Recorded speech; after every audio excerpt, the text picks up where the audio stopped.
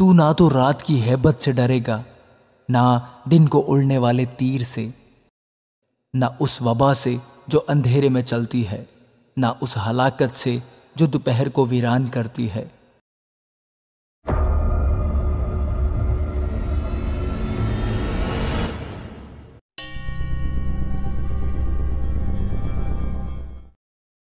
جو حق تعالیٰ کے پردہ میں رہتا ہے وہ قادر مطلق کے سائے میں سکونت کرے گا۔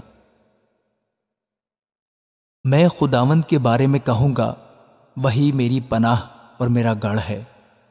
وہ میرا خدا ہے جس پر میرا توکل ہے، کیونکہ وہ تجھے صیاد کے پھندے سے اور مہلک وبا سے چھڑائے گا۔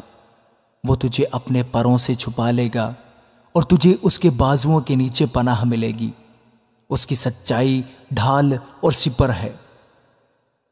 تو نہ تو رات کی ہیبت سے ڈرے گا، نہ دن کو اڑنے والے تیر سے، نہ اس وبا سے جو اندھیرے میں چلتی ہے، نہ اس ہلاکت سے جو دوپہر کو ویران کرتی ہے۔ تیرے آس پاس 1000 گر جائیں گے اور تیرے دہنے ہاتھ کی طرف 10,000، لیکن وہ تیرے نزدیک نہ آئے گی۔ لیکن تو اپنی آنکھوں سے نگاہ کرے گا اور شریروں کے انجام کو دیکھے گا۔ پر تو اے خداوند میری پناہ ہے، تو نے حق تعالیٰ کو اپنا مسکن بنا لیا ہے۔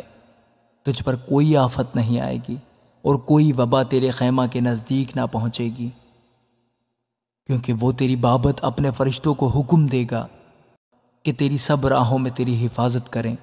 وہ تجھے اپنے ہاتھوں پر اٹھا لیں گے، تاکہ ایسا نہ ہو کہ تیرے پاؤں کو پتھر سے ٹھیس لگے۔ تو شیر ببر اور افی کو روندے گا، تو جوان شیر اور اژدہا کو پامال کرے گا۔ چونکہ اس نے مجھ سے دل لگایا ہے، اس لیے میں اسے چھڑاؤں گا، کیونکہ اس نے میرا نام پہچانا ہے۔ وہ مجھے پکارے گا اور میں اسے جواب دوں گا۔ میں مصیبت میں اس کے ساتھ رہوں گا، میں اسے چھڑاؤں گا اور عزت بخشوں گا۔ میں اسے عمر کی درازی سے آسودہ کروں گا اور اپنی نجات اسے دکھاؤں گا۔ آمین۔